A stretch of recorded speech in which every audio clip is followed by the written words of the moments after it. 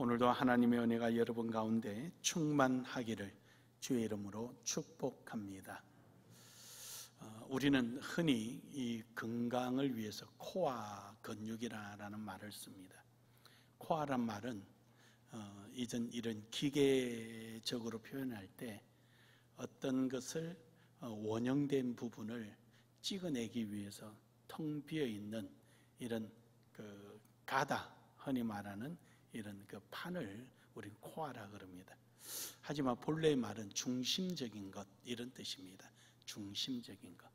그래서 우리 몸의 코어 근육 이러면은 허리 중심으로 허리를 받치고 있는 근육, 그리고 두 다리가 튼튼하게 설 수 있도록 엉덩이 부분에 있는 근육인데, 그것도 엉덩이 속에 깊숙이 들어가 있는 근육을 코어 근육이라 그럽니다.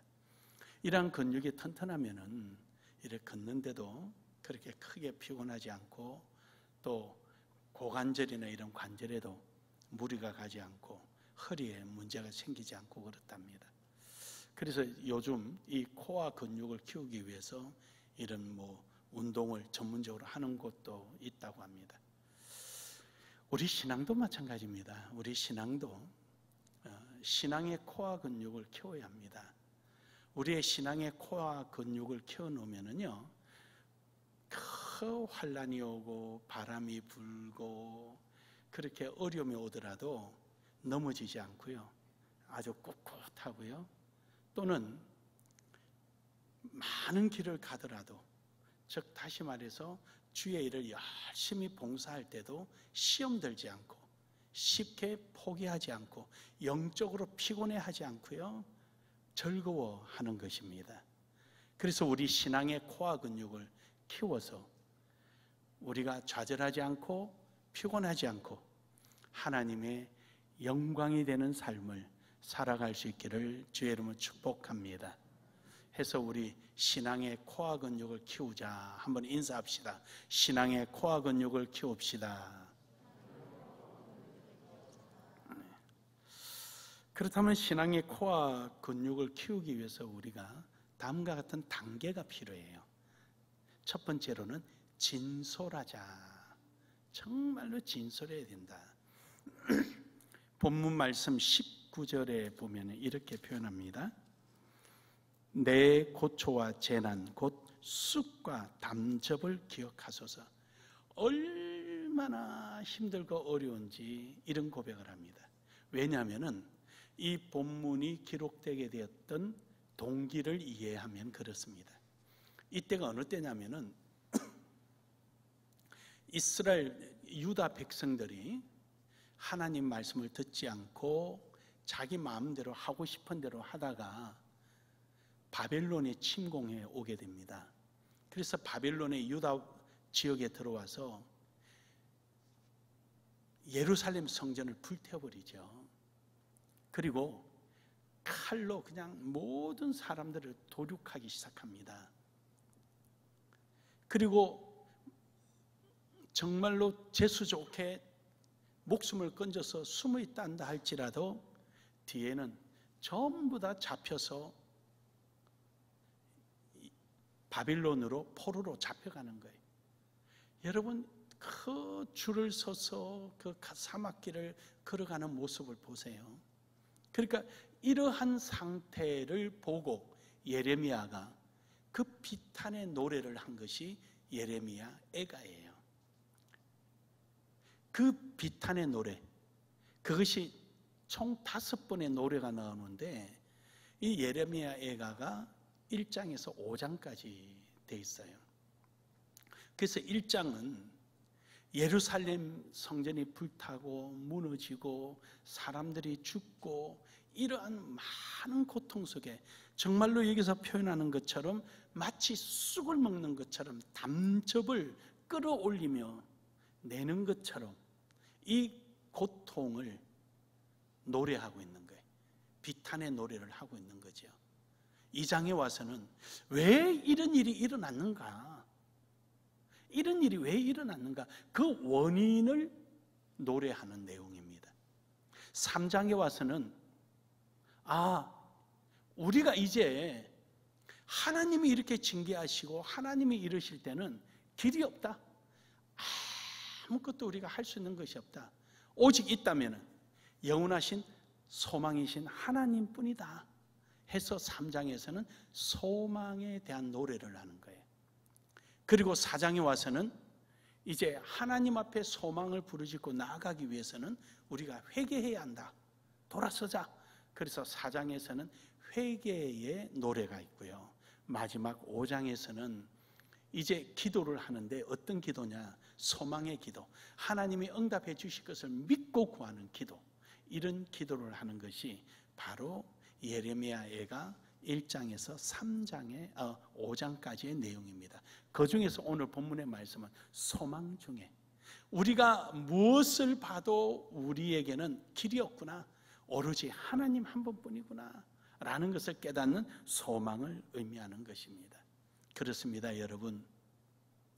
우리 신앙의 코아의 근육을 키우는 데는요, 오직 우리의 소망이신 하나님을 믿고 바라고 나아가는 것이 바로 우리에게 가장 신앙으로서 튼튼한 근육을 키우는 줄 믿으시길 바랍니다.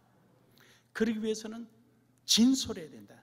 오늘 내가 처해져 있는 입장, 환경을 정확하게 하나님 앞에 고백해야 하는 거예요. 우리의 생각이나 내 주장이나 내 이념이나 내 기분에 따라서 행동하고 말을 하고 판단하는 것이 아니라 정말로 하나님만이 해결하실 수 있고 정말로 하나님 편에 서서 생각할 줄 아는, 고백할 줄 아는 이 진솔함이 있어야 되는 거예요. 한 번 더 19절에 있는 말씀처럼 내 고초와 재난 곧 쑥과 단접을 기억하소서. 얼마나 고통스러웠으면. 18절에서는 이릅니다. 스스로 이르기를 나의 힘과 여호와께 대한 내 소망이 끊어졌다 하였도다. 고아 같고 나를 도와줄 자가 없고 내게 닥친 이 환난 속에 피해갈 길은 없는. 그래요, 여러분, 우리는 내 신앙의 양심에 비춰서 우리는 이런 솔직함, 진솔함이 있어야 됩니다. 우리가 이러한 신앙이 있지 않고는 하나님 앞에 나아가기가 그렇게 편하지를 못하지요.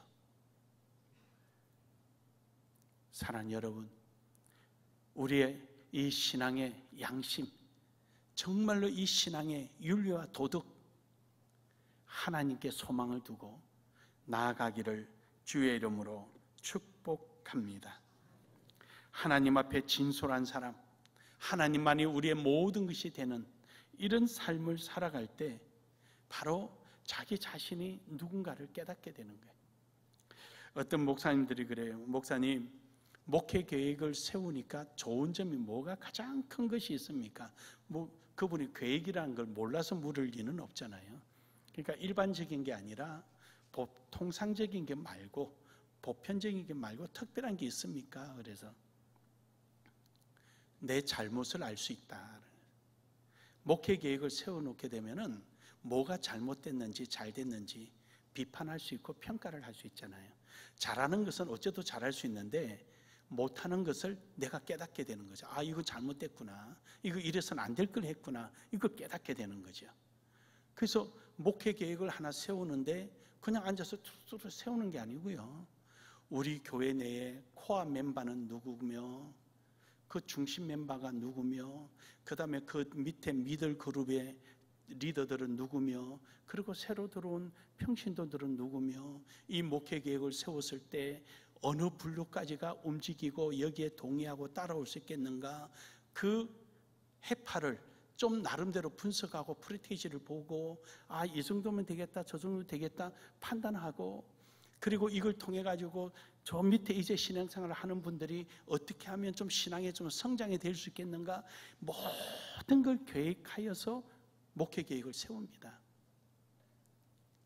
그래서 여러분들이 우리 교회 처음 오시면 그러잖아요. 도대체 이 교회는 왜 이렇게 잘 움직이고 착착착착 움직이는가? 봐, 그게 목회 계획에서 나오는 거예요. 어떻게 하면 움직일까? 성도들, 그래서 목회 계획을 세울 때 되면은 신경이 곤두습니다. 성도들의 모든 얼굴을 눈앞에서 스쳐가며 생각하며 목회 계획을 세웁니다.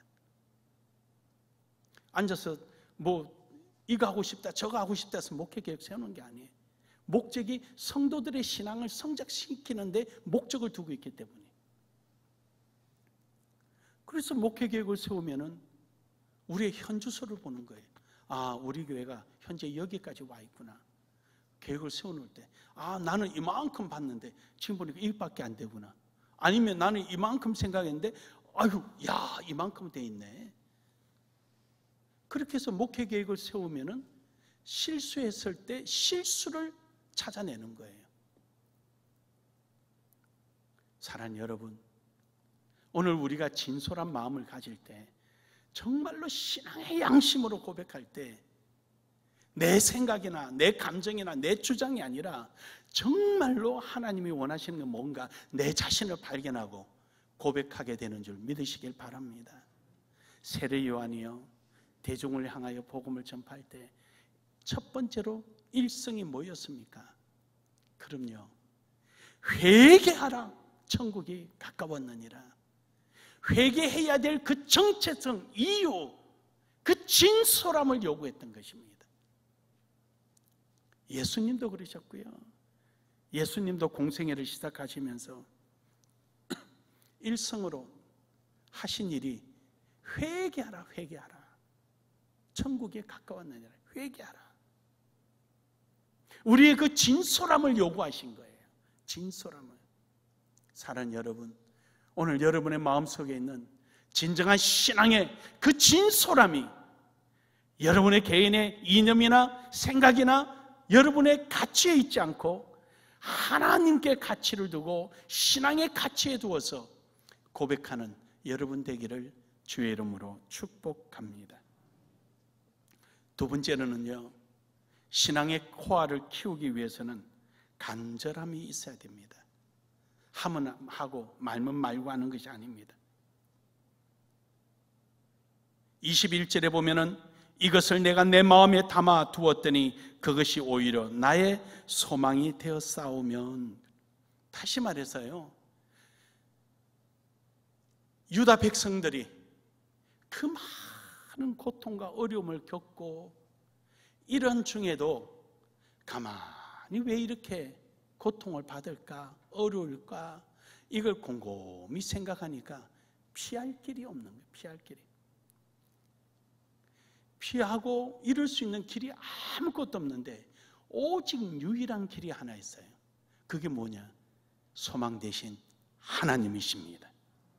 그래서 21절에 보면 오히려 나의 소망이 되어 싸움은, 오히려 세상적으로 볼 때 아무것도 없고 우격다짐을 당하고 사방이 다 막혀 있는데 오직 한 길, 하나님께 향한 소망만이 유일한 길이었습니다.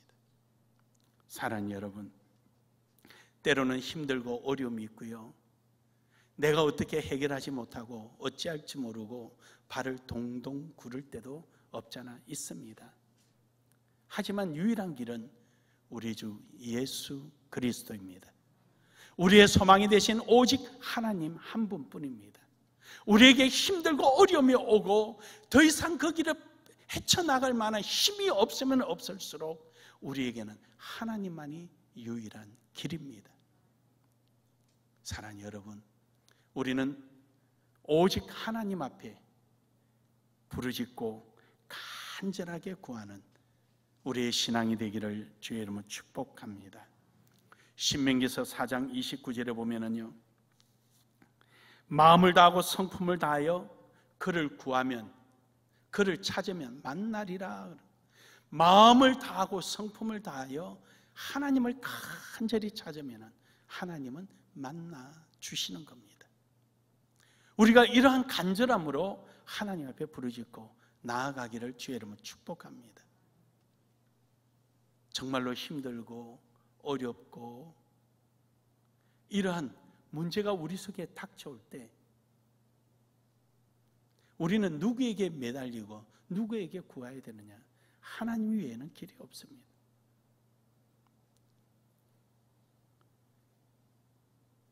예레미야 예가 3장 22절에 보면은 여호와의 인자와 긍휼이 무궁하심으로, 그렇습니다. 하나님은 인자하심과 긍휼하심이 무궁합니다. 하나님 앞에 간절히 구하고 찾는 자에게는 하나님께서 우리에게 인자와 긍휼하심으로 사랑을 베풀어 주십니다. 하나님이 함께 하시면 능치 못할 일이 없음을 믿으시길 바랍니다. 욥기서 36장 5절에서도 하나님은 능하시니 아무도 멸시하지 아니하시며 그 지혜가 무궁하다. 하나님의 지혜가 무궁하다. 하나님 앞에 찾고 구하는 자에게 하나님의 지혜가 무궁하게 역사하신다. 다시 말해서 우리 인간이 가지는 경험적이고 상식적인 방법으로 볼 때 이거는 길이 없구나, 아무것도 못하겠구나 라고 포기하지만, 하나님의 지혜는 우리의 상식을 뛰어넘어 하나님의 방법으로 그 길을 열어주십니다.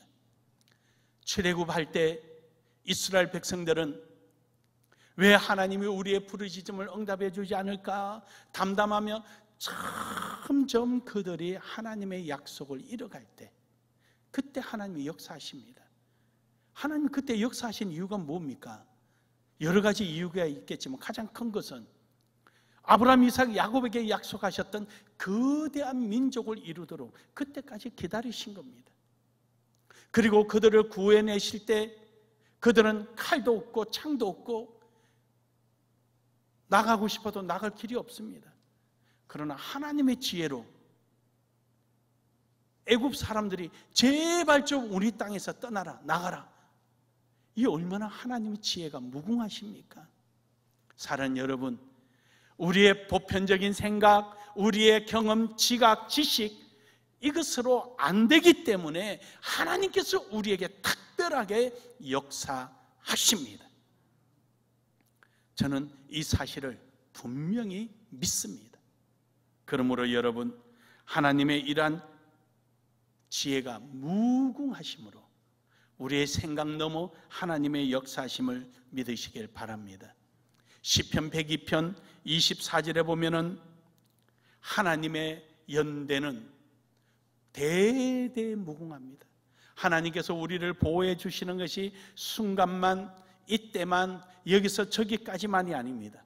하나님의 시간은 영원하기 때문에 우리를 영원토록 보호해 주십니다. 이사야 9장 7절에 보면은 그의 정사와 평강의 더함이 무궁하며, 정사와 평강이 무궁하다. 그래서 하나님이 해주시는 것은 오늘 또 빼앗기면 어떡할까? 오늘 이렇게 주셨는데 이거 잃어버리면 어떡할까? 이런 불안한 마음이 아니고요, 평안한 거예요. 평안해. 하나님 주시면 영원하기 때문에 평안한 거예요. 주님 안에서 평안을 누리기를 축복합니다. 예레미야 31장 3절에 보면은 내가 무궁한 사랑으로 너를 사랑하는 고로, 하나님께서 영원한 사랑으로 너를 사랑하고, 그렇습니다. 하나님의 사랑은 이랬다 저랬다 하지 않습니다. 한번 마음 주시면 영원합니다. 그 사랑을 누리시기를 주 여러분 축복합니다. 축복합니다. 아들까지도 주시는 하나님이 뭐가 아까워서 안 주시겠어요? 제가 잘 쓰는 표현이잖아요. 저는 확신해요. 하나님이 항상 내 편이라는 거. 내가 변하지 않으면 항상 내 편이라는 거. 다니엘서 6장 26절에 보면은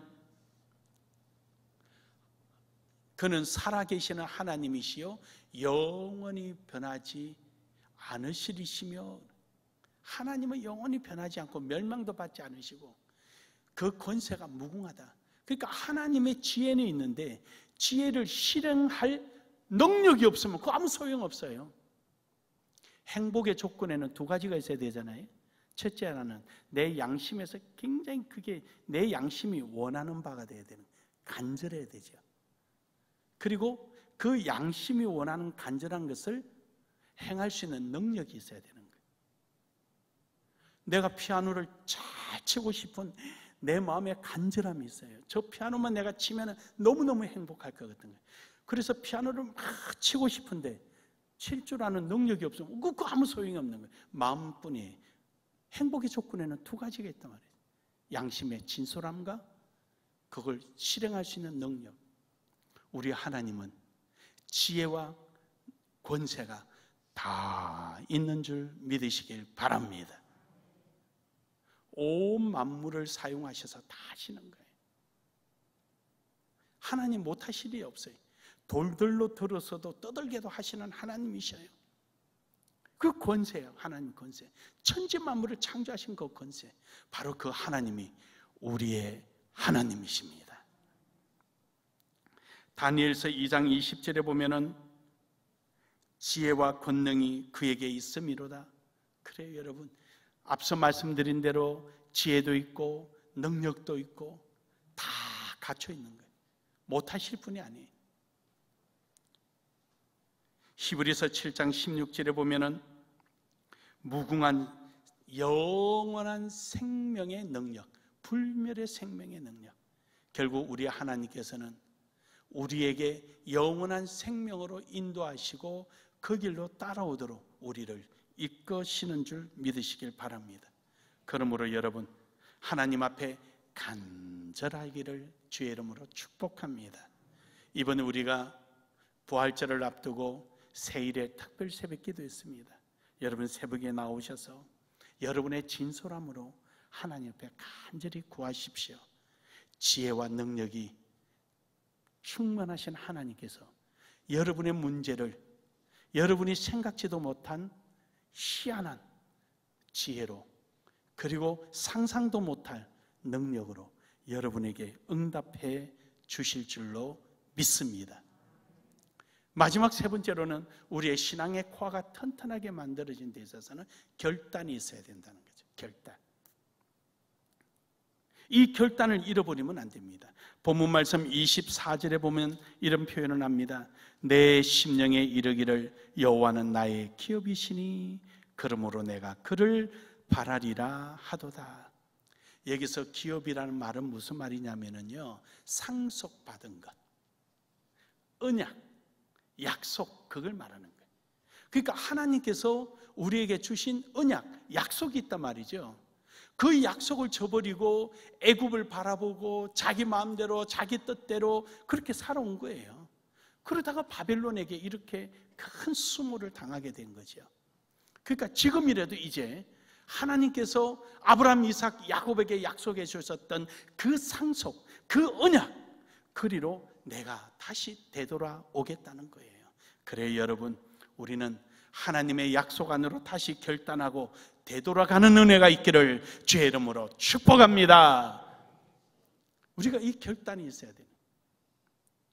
역대하 7장 14절에서 15절에 보면은 내 이름으로 일컫는 내 백성이 그 악한 길에서 떠나 스스로 겸비하고 기도하며 내 얼굴을 찾으면 내가 하늘에서 듣고 그들의 죄를 사하고 그들의 땅을 고치리라. 이제 이곳에서 하는 기도에 내가 눈을 들고 귀를 기울이리니. 할렐루야. 이제 회개하고 되돌아오는 자들의 모든 발걸음을 기억하시고 기도하는 자리에 귀를 기울이시고 응답하시겠다는 겁니다. 여러분에게 이 은혜가 있기를 주의 이름으로 축복합니다.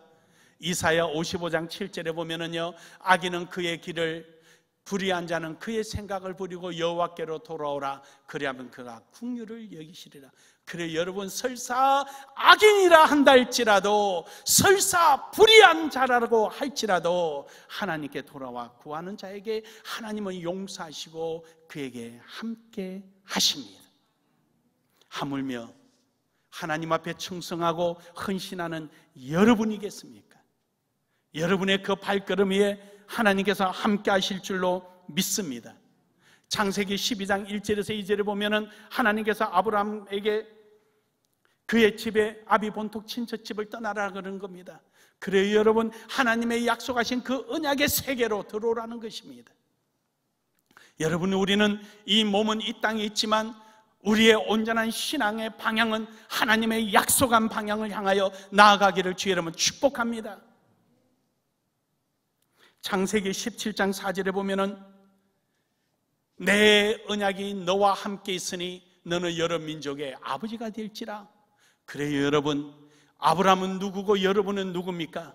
그렇습니다. 여러분의 삶을 통하여 역사하시는 하나님의 그 놀라운 지혜와 능력들이 하도 신기하고 놀랍고 기적 같아서 여러분을 바라볼 때마다 신앙이 약한 자가 힘을 얻게 되고 주를 알지 못하는 자들이 여러분의 모습을 보고 예수를 믿게 되는 이러한 열국의 아비의 역사가 되기를 주의 이름으로 축복합니다.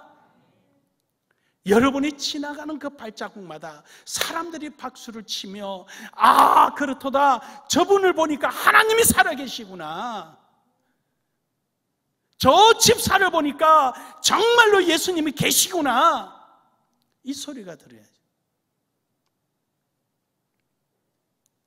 그게 하나님이 원하는 거예요. 아, 저 사람은 경상도 사람이야, 저 사람은 전라도 사람이야, 충청도 사람이야, 이 소리가 나와서는 안 되잖아요.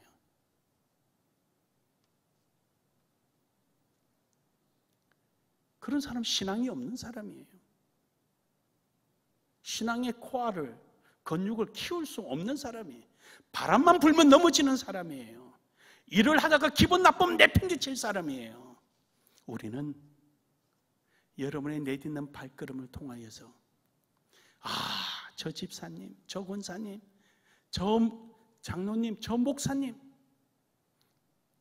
저분의 모습 보니까 예수님이 보이고 저분을 따라가면 예수님 만날 것 같고 저 사람 통하여서 신앙이 바로 쓸 것 같은 이러한 신앙의 역사가 여러분에게 임하기를 주의 이름으로 축복합니다.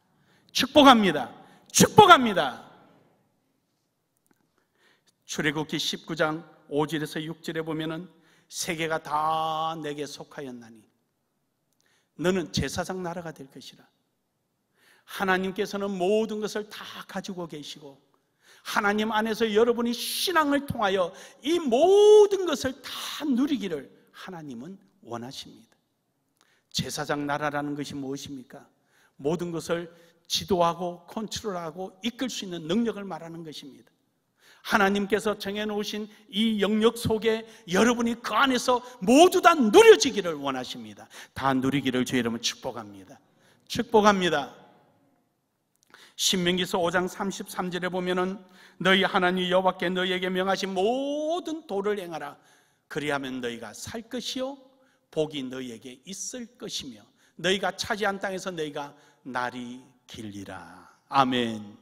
지금은 너희가 바벨론의 포로로 잡혀가 있지만 이제 너희가 돌이키라, 결단해라. 그러면 너희가 예루살렘으로 들어오면 다시는 그 예루살렘을 뺏을 자가 없게 하리라. 많이 가진 자가 중요하지 않고요, 얼마큼 누리고 있느냐가 중요해요. 여러분, 돈은요 누가 주인인 줄 아셔요? 바르게 서는 사람이 주인이에요. 은행에 넣어놓는 건 내 돈 아니에요. 돈을 바르게 쓸 수 있는 사람이 주인이에요. 모든 물건이 됐든 시간이 됐든 쓰는 사람이 주인이에요. 여러분의 시간 흘려보내지 마세요. 의미 있게 보내세요. 시간, 여러분이 주인이 돼야 됩니다. 시간이 여러분의 주인이 되면 안 돼요. 제가 자주 말씀드리잖아요. 초바늘에 밀려 사는 인생이 되지 말으라고. 시간을 기다리며 시간을 사용할 준비를 하고 있으세요. 신명기서 28장 1절에 보면은 내가 내 하나님 여호와의 말씀을 삼가 듣고 내가 오늘 내게 명하는 그 모든 명령을 지켜 행하면 내 하나님 여호와께서 너를 세계 모든 민족 위에 뛰어나게 하실 것이라. 그래 여러분, 뛰어나게 하시는 하나님께서 다 높여주시고 이끌어주시고 그러는 거예요. 그걸 잃어버리면 안 되는 거예요. 우리가 깨어 있어야 되고 변화되어야 되고 새로워야 되는, 결국 이 언약은 우리 주 예수 그리스도로 말미암아 이루어지고 또 예수 그리스도로 말미암아 주어진 것입니다. 결론적으로 여러분, 우리 주 예수 그리스도 피로 말미암아 약속이 이루어진 것입니다. 히브리서 9장 18절에서 19절에 보면은요, 바로 짐승의 피, 시내산 밑에서 모세 시대 때 양과 피로서 백성들과 언약을 맺었습니다. 바로 그 피는 우리 주 예수 그리스도의 피입니다. 사도행전 20장 28절에 보면은요, 성령이 저들 가운데서 계시면서 피값으로 불러 모으신, 피값으로 세운 교회를 보살피겠다. 결국 여러분의 정체성은 뭡니까? 예수님의 피로서 예수님이 사신 교회입니다. 우리의 정체성은 예수 그리스도의 피입니다. 믿으십니까?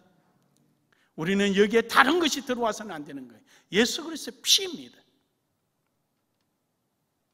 마태복음 26장 28절에 보면은 이 피는 예수 그리스도께서 우리에게 십자가에서 흘려주신 거예요. 여러분과 저를 택하여 이 자리에 부르기 위하여. 그 이전에 뭐가 됐든 아무 상관없는 거예요. 이제부터 여러분과 저의 세계관은 예수 그리스도 안에 있는 것입니다. 요한복음 8장 51절에 보면은 이러한 예수 그리스도 안에 있는 여러분과 저에게는 영원한 생명, 죽음을 보지 않는 영생입니다. 잠시 있다가 없어지고 순간 것이 아니라 영원하다는 것입니다. 그래서 여러분, 이러한 영원한 것이 우리 주 예수 그리스도 오시는 그날까지 우리에게 주시는 평안의 약속입니다. 예수 그리스도 안에 있다면 우리가 불안해해야 할 이유가 없고 절망해야 될 이유가 하나도 없습니다. 왜냐? 요한복음 14장 27절에 보면은 평안을 너에게 끼치노니 곧 나의 평안은 너에게 주노라. 이 세상이 주는 평안과 내가 주는 평안이 다르다. 믿으십니까? 믿으십니까? 이 평안 안에 있기를 주 여러분 축복합니다. 결론적으로 여러분, 우리가 신앙의 코어 근육을 성장시키는 데는 여러분의 개인이 싸워야 될 과정입니다. 이거는 누구도 대신해 주지 않습니다. 우리가 운동도 보면은 저는 맨날 바쁘다고 운동을 못 하는데 가만 보니까 제가 게으러서 못 하는 거예요. 게으러서 못 하는 거예요. 시간 날 때마다 좀 하면 되는데 그게 안 돼요. 왜냐하면 생각이 많아가지고 뭘 하다 보면은 그냥 그 생각에, 우리 집에서는 맨날 저한테 하는 말이 밥 좀 천천히 먹으라는 소리. 나 빨리 먹고 일어나서 뭘 해야 되니까. 그리고 생각하다 보면은 밥을 먹었는지 몰랐는지 정신이 없어요. 요즘은 좀 덜 합니다만은 생각하고 운전하면 그냥 어디 가버리고 없어요. 뭐 한두 번이 아니에요. 그러다 보니까 이 운동을 못해. 나하고 싸우면서 내가 맨날 운동하고 싸우면 제가 지는 거예요. 그러나 여러분, 우리 신앙은 나의 자신과 싸워서 이기기를 주의 이름으로 축복합니다. 요한계시록 3장 12절에 보면은 이기는 자는 내 하나님의 성전의 기둥이 되게 하리니. 그래요, 여러분. 우리 이 신앙은, 각자에게 주어진 신앙은 여러분이 싸워서 이겨야 됩니다. 여러분을 가장 싸움에 있어서 괴롭게 하는 상대가 누굽니까? 물질입니까? 환경입니까? 여러분의 생각이고 이념입니까? 뭡니까? 뭐가 여러분을 그렇게 하나님 앞에서 바로 서지 못하도록 여러분을 힘들게 하는 것이 무엇입니까? 여러분, 이겨 승리하시기를 주의 이름으로 축복합니다.